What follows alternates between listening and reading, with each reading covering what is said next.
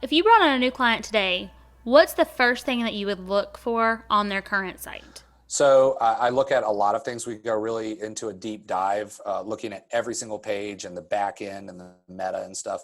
But the three top things I would look at is the responsiveness of the website. So what that means is, back in the day, you used to have a mobile site and you have a desktop site, and you'd run both of them. And then they came out with a hybrid responsive site. To check if a website's responsive, there's a minus symbol in the top right of desktop and laptop computer screens. And then there's an X to the far right. And in between the two, there's two squares. If you click that, it will allow you to adjust the scene.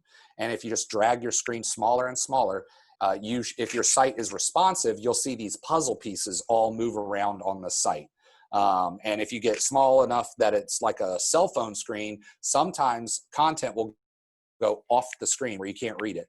That means your site's not fully responsive, and Google will penalize you on organic ranking if you don't have a fully responsive site. And there's a whole host of other issues about not having a responsive site, a fully responsive site. So that's the number one first look at. And then number two is dealerships don't have specials on their sites at all times, especially when the months change over. I go to dealerships' websites, click specials, and it says specials coming soon. That's a huge problem. People love deals. They still work. People love gimmicks and getting a good deal. And so when you don't have those available to customers and they reach a dead page, that's a pretty bad look on a dealer's website.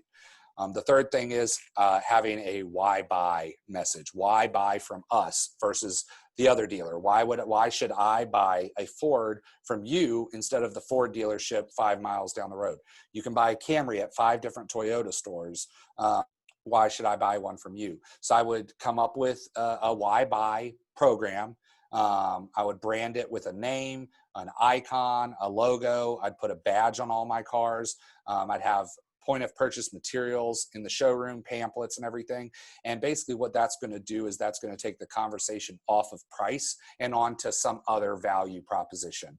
It's very powerful. It can help with gross, and it can help you sell a lot more cars when, you can buy a Nissan Altima anywhere, but you can only buy a Nissan Altima with the blank blank family program or the blank blank manage here at blank blank Nissan.